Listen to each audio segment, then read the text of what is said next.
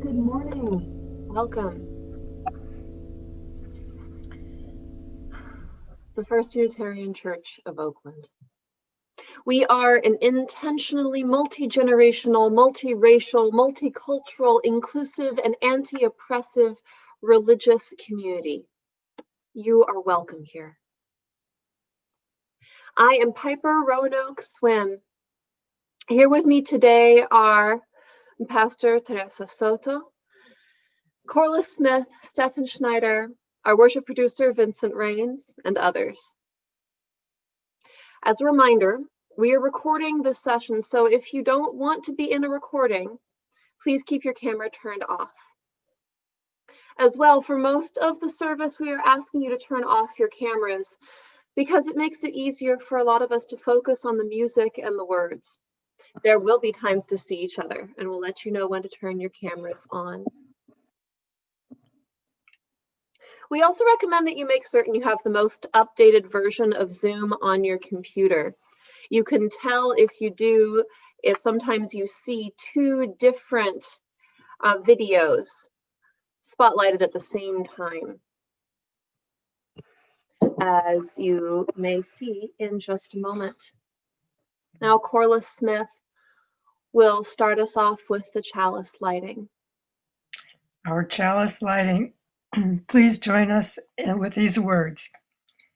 We light this chalice, symbol of Unitarian Universalism.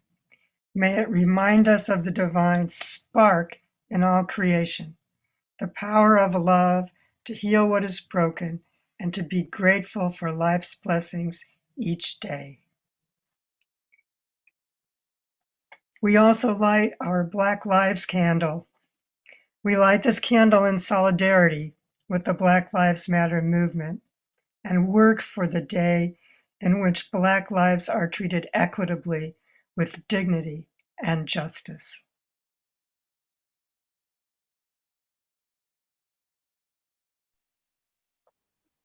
We're going to begin our time within this service with a song. This is hymn number 1007. There's a river flowing in my soul. Make sure that if you want to sing, you're singing on mute.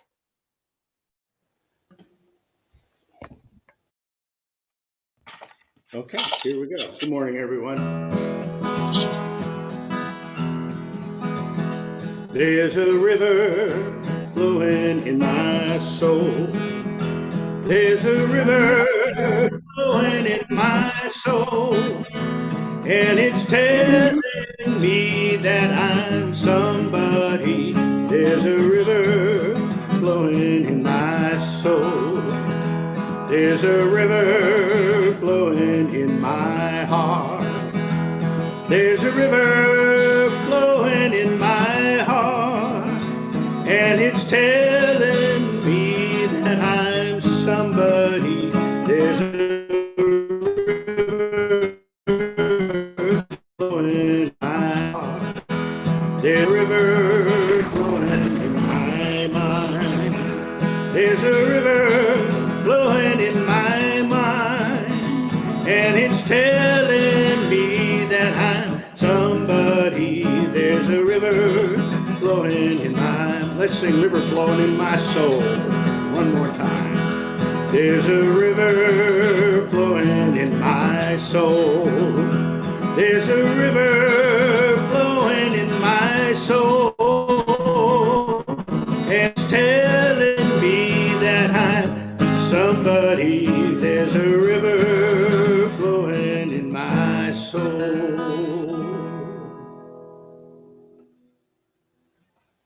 Now, everyone, I'd like to ask you if you would unmute and greet your neighbor this morning. Hi, everybody. Good morning. Good morning, everyone. Hi, Everybody. Good morning. Good morning. everybody. Nice to see everyone. Everybody. Hi, Marcy. Good to see you all. Hi. Hello. Hi, Marcy. Hi, Judith. Hi, Ron. Hi, Judith. Hi, Helen. Hi, Jane. Hi, Hi, Mary. Esther. Hi, Marcy. Hi, Carol. Ellen. Hi, Dick. Hi, how are you, Esther? Hi, Mickey. Carol. Good So morning, Oh, Judy. okay. Hi. Good morning, Greg. Charlotte. Morning. Hey, Hey, Ron. Corless. Hi, Greg. Good morning, Corless. Beautiful background. Hi, Debbie. Hey, Helen. Hi, Evelyn. Hello. Hi, everyone. Hello. Hi, Ingrid. everybody. Hi. Good I wish I could hug you all. Hey, Evelyn. Hi, Evelyn. Hi, Good Tom. morning. Hi. Hi, Beverly. Hey, Jane. Hi, Laurel. Move it a little closer or something so people. Hey, can- Emily. Hey, Greg. Hi. Hi. Hello. Hi, Ron. Hello, everybody. Hey, Molly. Hello. Yes, virtual hug. Hi, Jody. Warms my heart to see y'all. Hey, Mickey. I know that dress. Oh. Hey, MJ. Hey, Ron, I'm trying to get a picture. Yeah, hi, MJ. Yeah. Hi, how are you? Hey, Look at those pigtails. My pigtails. All right, let's begin to gather back together. Hi, Kathy. Thank you, each and every one, for being here today. It's a good time to check and make sure that you're back on mute and that your video is paused. While I have a few thoughts on silence. These thoughts were put into words by Norton Jester, who's famous as the author of The Phantom Tollbooth, and go like so. Have you ever heard the wonderful silence just before the dawn? Or the quiet and calm just as a storm ends? Or perhaps you know the silence when you haven't the answer to a question you've been asked, or the hush of a country road at night, or the expectant pause of a room full of people when someone is just about to speak. Or, most beautiful of all, the moment after the door closes and you're alone in the whole house. Each one is different, you know, and all very beautiful if you listen carefully.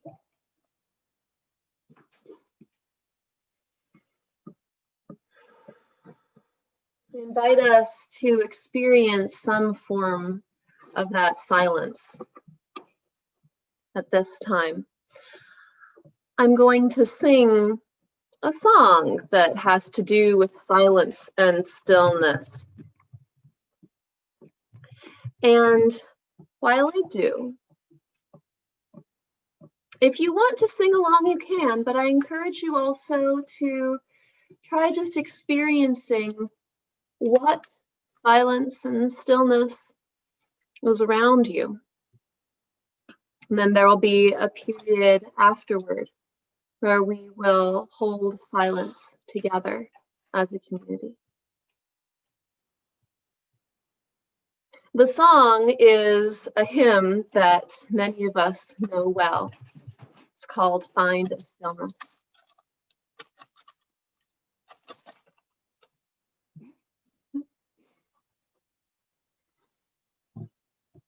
Find the stillness, hold the stillness, let the stillness carry.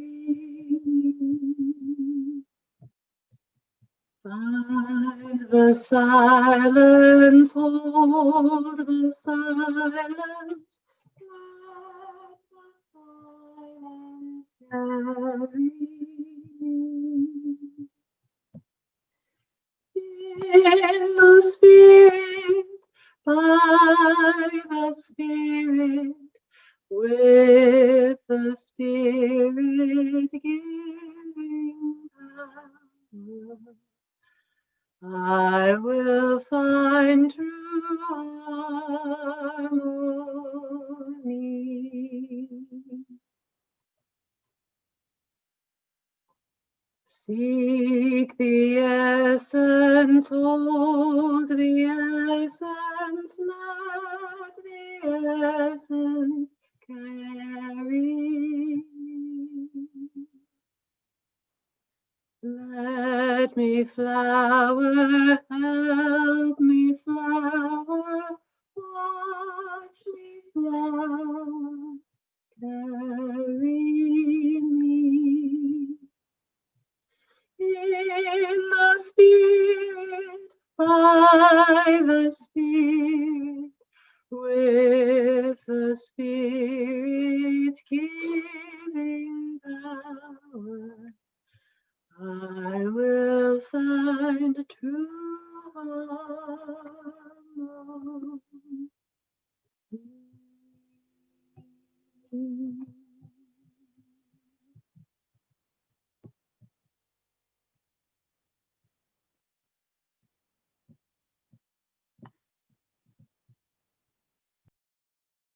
Today, we pray for all whose lives have been touched by grief this morning, especially today as we honor Gogi Hodder in her passing and hold her family and all of the people who mourn her gently in our care. For those who mourn, we offer our steady love, our willing support. We recognize the substantial presence of grief and commit to lighten one another's burden as we are able, this with words, with listening, and with actions of love. For those who comfort in both the words they use and all that's left unspoken, we offer our gratitude. We offer our love for their heart of care. Spirit, allow us to be gentle. Soften the sharp edges of our expectations, all our demands of ourselves and one another. There is no one who is not lonely, who is not grieving, who is not scared. We are each and all tired, and many worried for the times ahead, even homesick for the past. May our kindness fall from our hands, from our words, from our lives, freely, gently, like long-awaited rain. May we offer patience, forgiveness, forbearance, enfolding the shoulders, tired and tense, of loved ones and strangers, even ourselves. In generosity, with gestures of kindness, warmth of our blessing, and tenderness of love. Let it be so. Let us see to it.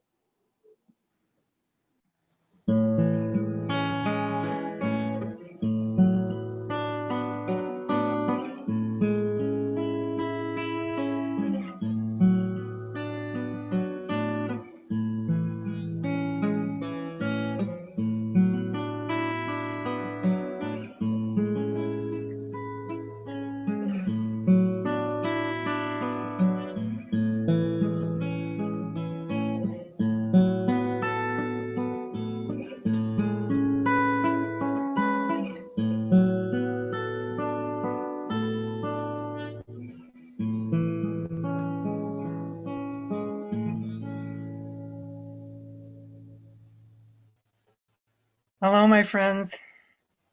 I know we're very sad. I'm very sad to think of the pain that our compatriots and ourselves are enduring.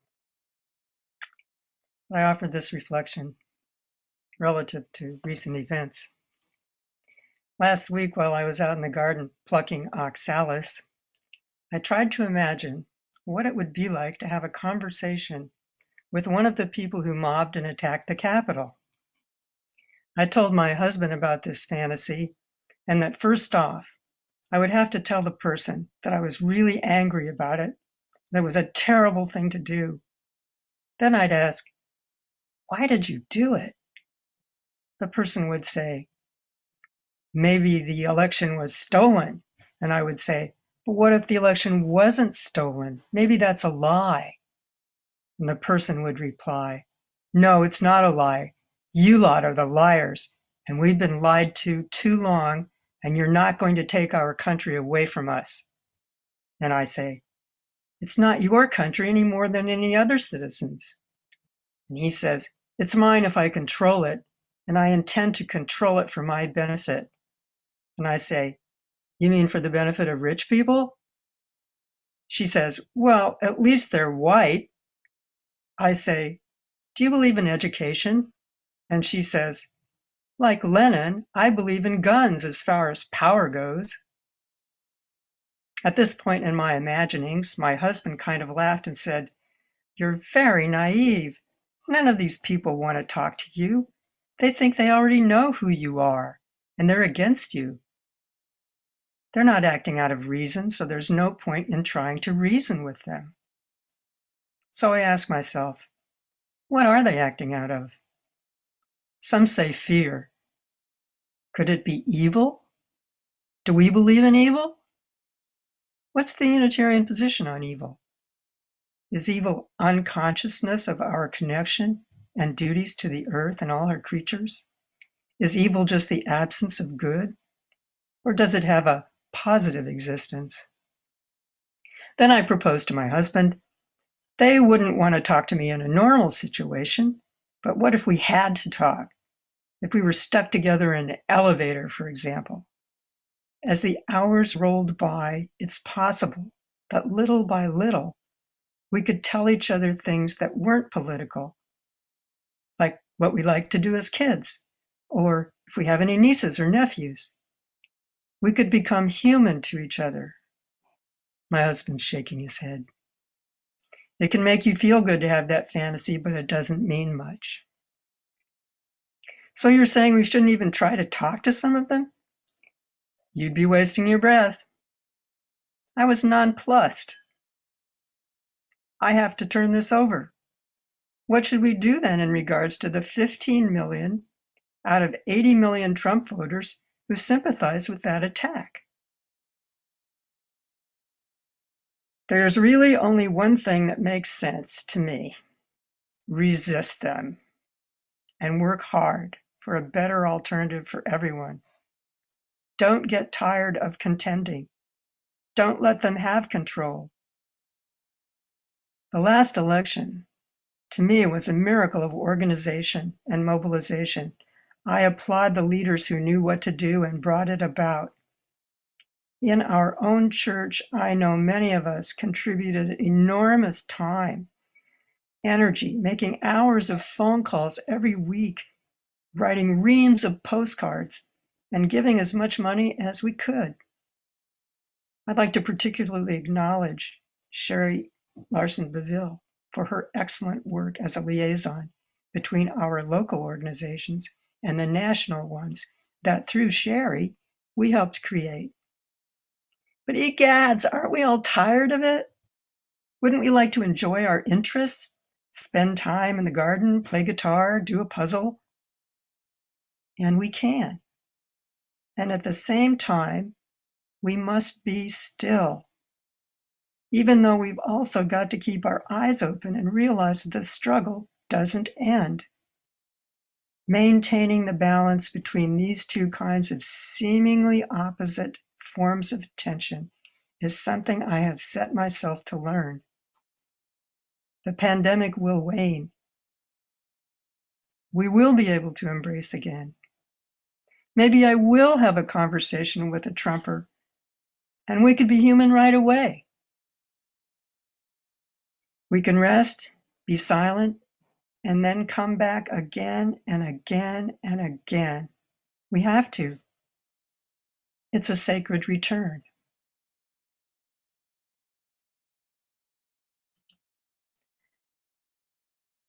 I'd like to introduce what will become a regular feature of our services, and that is a justice moment. And today's justice moment is presented by one of my heroes of the justice team, Micky Duxbury. Good morning, First Unitarian Church of Oakland. My name is Micky Duxbury, and I'm talking to you this morning as a member of the Interfaith Coalition for Justice in Our Jails. It's an organization that was formed in October 2019, and we've had several successful campaigns, including things like pressure on the Board of Supervisors to get Medi-Cal reinstated before people leave the jail so they don't just go out in the world without Medi-Cal. We work on reducing the numbers of mentally ill that are incarcerated, along with other campaigns. From the Coalition's mission statement, as members of the Faith Committee, we are deeply troubled by the frequent incidents of abuse and inhumane conditions at the Santa Rita jail. And as you well know, most of the harm is to the most marginalized among us, and Black and Brown community members especially. The punitive system causes immense damage to incarcerated individuals and their families, and we believe that true justice can only be served when incarcerated and formerly incarcerated people are treated with dignity and provided access to programs that heal trauma, restore relationships, and encourage successful return to the community. So, in that light, I've written a reflection for this morning. We believe in justice. We believe in a justice where people don't go to jail for being impoverished, for being wounded by trauma and violence, for being addicted, for being unhoused, for being mentally ill. We believe in redemption and restoration and healing. We believe in the power of human imagination to imagine something different than mass incarceration, something different than 1/3 of all African Americans spending time in prison or probation or parole in their lifetimes. Something different than the collateral damage on children and families when they grow up visiting their mother or their father or their grandmother or their aunt through a glass window, or in a visiting room that has no color and is bleak. And sometimes, so too, are their futures. We imagine a school system where restorative justice starts in kindergarten, where trees are being planted in East and West Oakland where there are none now. We imagine our county jail, one of the biggest in the nation, being transformed into a training ground for paramedics and paralegals, for truck drivers and cosmetologists. We imagine a place where people can begin to heal from trauma and violence and addiction. We imagine a complete and total transformation where people are treated as though they are not the sum of the worst mistakes they have ever made, because no one is born a criminal. We believe in justice, and we believe in imagining a justice system that is just. And we invite you to begin to imagine that also with us. Amen.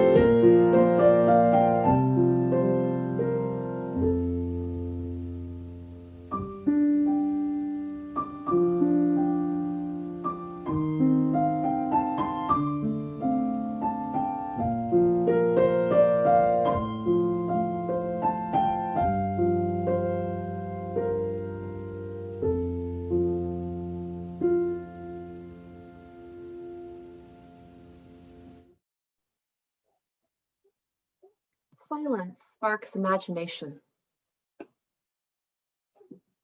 In silence, we can imagine possibilities we've never seen before. Silence can transform the world. It was a summer day in 2013. I was on mile 5,200 something and week 3 of a solo road trip across country. I'd planned to drive around for a month totally on my own, not even chatting with friends back home. But after 2 weeks, I'd had enough and turned around toward California. I just wanted to be home. So on that morning, I had hardly seen any sights or said a word to anyone in 2 days.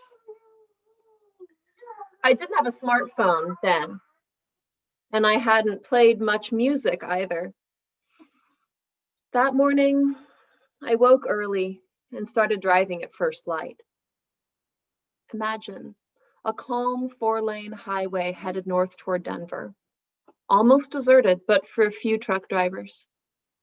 Dawn clouds of pink and gold.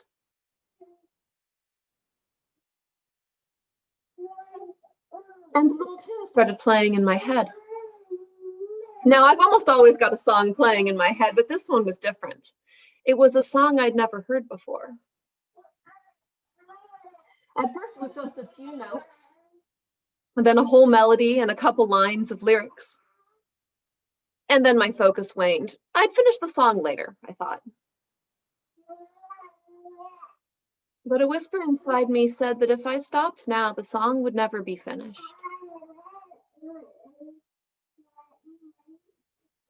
So I kept at it. It was really hard. I'd never written music before, though I'd wanted to. I was driving the whole time too and couldn't write anything down. I only had a little battery-powered voice recorder to help me. It was so hard. But in the silence of that desert dawn, it was possible. 45 minutes later, I'd written my first ballad. It was the best feeling. I felt strong, courageous, creative, proud, amazed. Silence sparks imagination. Most of the time when I think about music, my mind eagerly plays back snatches of half a dozen songs I've heard recently. That morning, I hadn't heard anyone else's music in days, and so I could hear my own. To create deeply beyond what we believe is possible, silence is a powerful tool. It doesn't take an extended road trip to find it.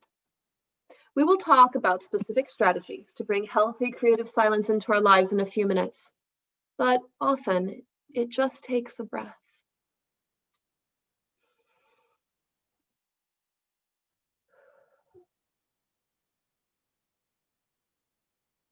Now, I grew up on Mr. Rogers' Neighborhood.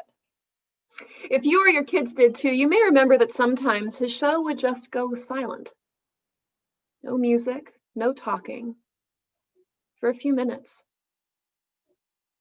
Reverend Fred Rogers, the white Presbyterian minister who hosted the show, believed strenuously in the right of children to experience silence. He had this to say on the topic. It's so tempting for some people to turn on the television set or the radio when they first walk into a room or get in the car, to fill any space with noise.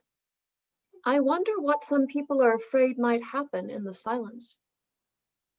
Some of us must have forgotten how nourishing silence can be. That kind of solitude goes by many names.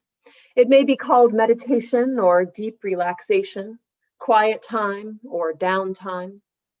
In some circles, it may even be criticized as daydreaming. Whatever it's called, it's a time away from outside stimulation, during which inner turbulence can settle, and we have a chance to become more familiar with ourselves. You've probably at some point in your life experienced the grace of silence in this way as a blessing. It sure doesn't always feel that way. Silence can be uncomfortable. We're not used to it, And so when it comes, our brains may bring up all manner of unpleasant thoughts and emotions, the turbulence Reverend Rogers mentioned. Similarly, imagination can be beautiful creation, but it's also the monsters under the bed. The thoughts and feelings at the back of our minds can be so unpleasant that we try to avoid silence in order to avoid them. It doesn't really work that way, though.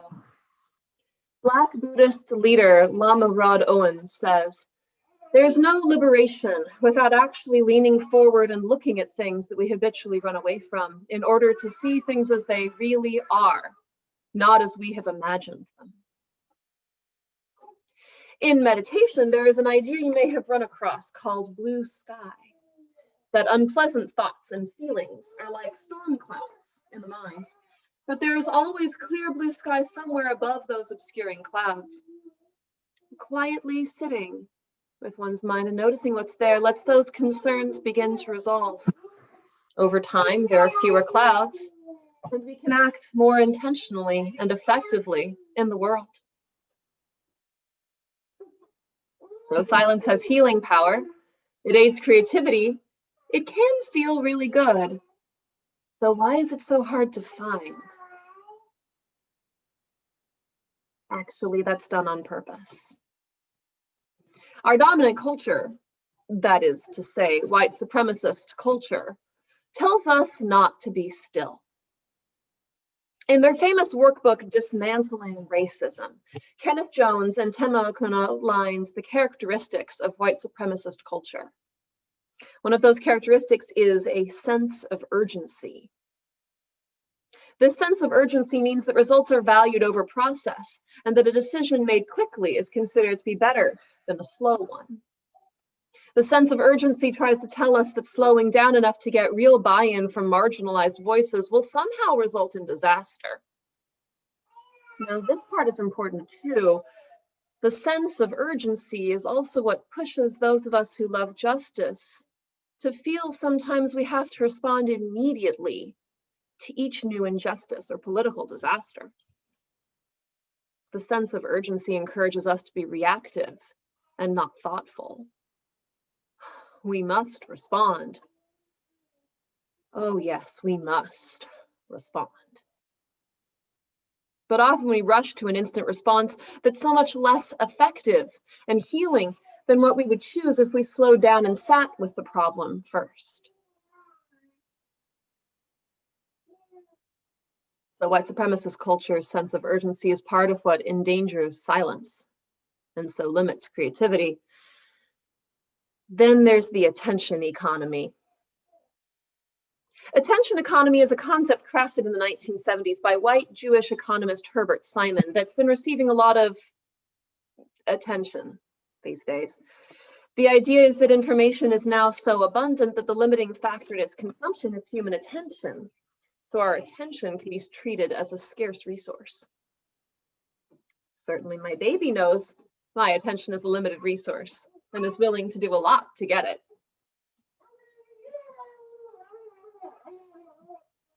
Similarly, marketing professionals can spend their careers crafting new ways to grab our attention.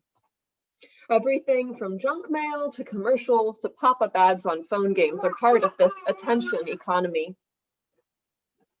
Have you ever had the experience of opening your phone or your computer to do something specific and surfacing some time later, having gotten so distracted you don't remember what you were trying to do originally? This is intentional. Marketing executives aren't the only ones paying attention to this attention economy. Political extremists do it too. Our outgoing president's practice has been to steal our attention whenever possible with sudden speeches, hateful rhetoric, and essentially whatever he thinks will keep the news focused on him.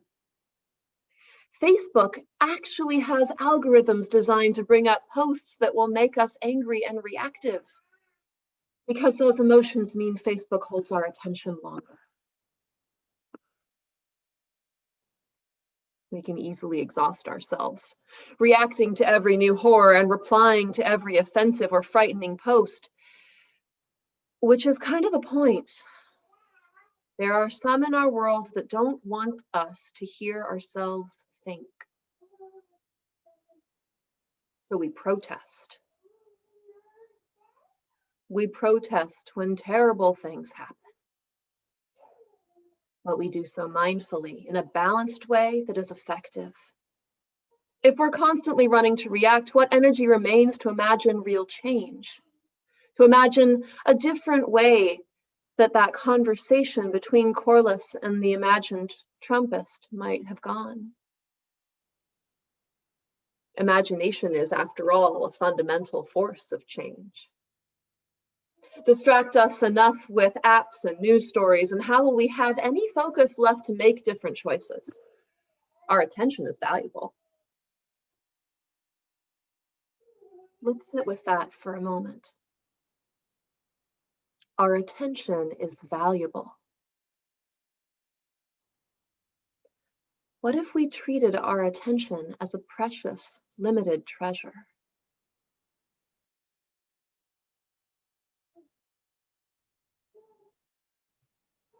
Bringing silence into our lives is a way to honor how valuable our attention is. I find that when I spend even 5 minutes intentionally in silence, I choose where I put my focus next more carefully. And I'm usually happier with the choices I make. When I haven't experienced stillness in a day, I look back and strain to remember what I did with my time. And sometimes why I bought that thing. Taking time to find inner silence lets our brains unwind from the deluge of inputs trying to redirect our attention. And we remember that we are more effective when we slow down before reacting. It lets us tap into the deep wisdom. In my tradition, we say that in silence is when we can hear the gods speak. You might prefer to say that silence is when we hear our higher selves. Regardless, that inner space is sacred because it allows new beauty to arise. Silence sparks imagination.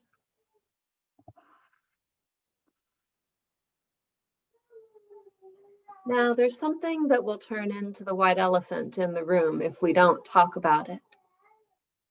White silence.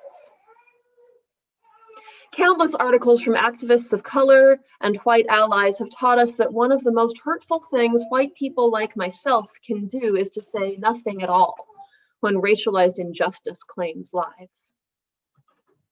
White supremacy culture encourages white silence because that kind of silence keeps systems of injustice running.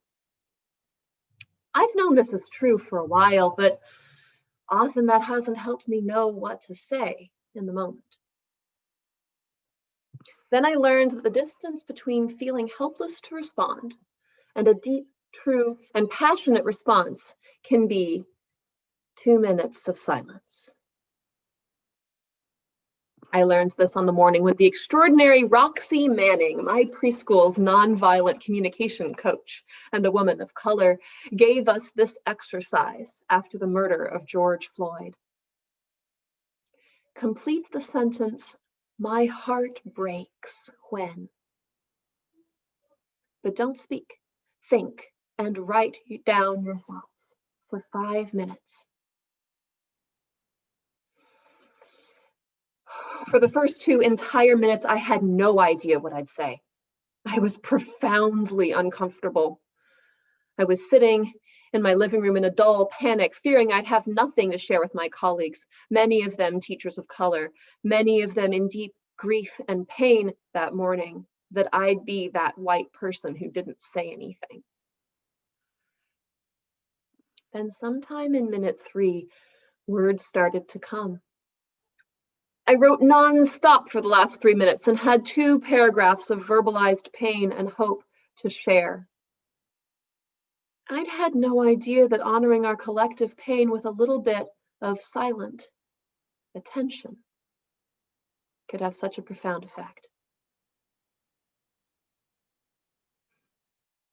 Silence helps us know what to say. It can also help us know what not to say. One of the first things I learned about preaching in seminary was that more often than not, when a minister says something offensive accidentally in a sermon, that's the part where they were ad-libbing. Not speaking out loud that joke that was commonplace when we were kids, but we know now is terribly hurtful, takes focus, attention, and silence helps with that. If the next time we're experiencing big emotions or don't know how to respond to something or someone, if we take even one slow breath before reacting, we're more likely to say something we'll be proud of tomorrow. So, how to put all this into practice? Here are some strategies for building healthy, restorative silence into your life. You already know some that work for you, so these are just more ideas to play with. I encourage you to try one or two of them that spark your imagination. Meditation is a powerful option. You can do it silent and still. You can do it while moving.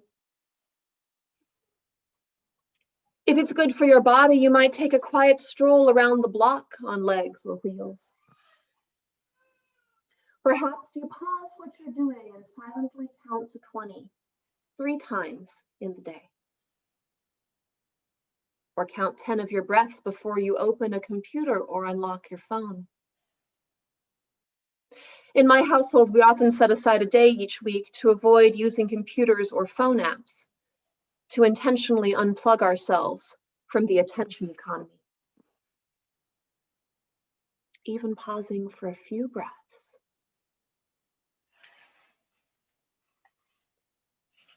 can make every difference. What will you try this week? Your inner wisdom knows what form of stillness and rest you need.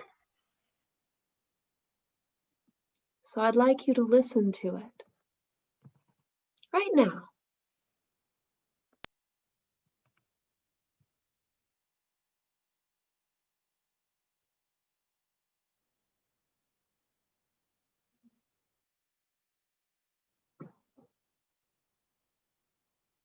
When we are silent, even just for a moment, we may hear that small voice inside each one of us that is uniquely ours and divine.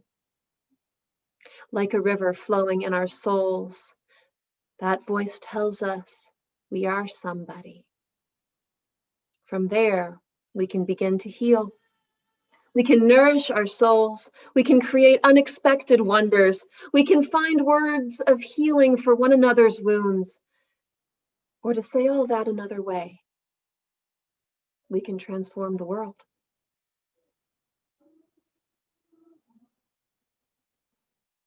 Amen. And blessed be.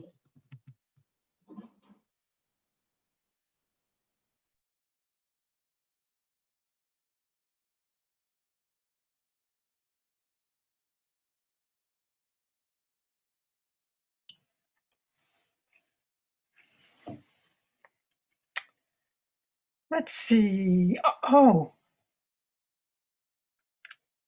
I was just writing a check to the First Unitarian Church of Oakland. Let's see. $2. No, let's put a 0 behind that. Maybe I could stretch to another 0. Wish I could put a whole bunch of zeros. I feel really good about being able to support the church, our community, which is always learning how to weave a tapestry of love, as we say in our commitment. We're learning how to weave it.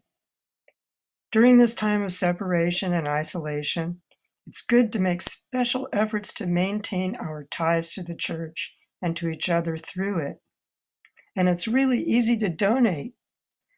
Look at the FUCO website under donating, or take a look at the chat. We can all contribute to the health and welfare of the group. And it feels good to do it, making a web, a net that can support us all when we fall. Will you join me in saying the congregational commitment?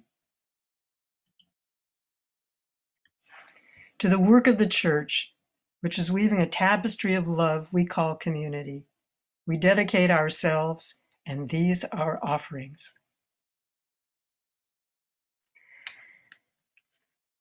We've come to the end of our service, and we'd like to hear some music as our benediction.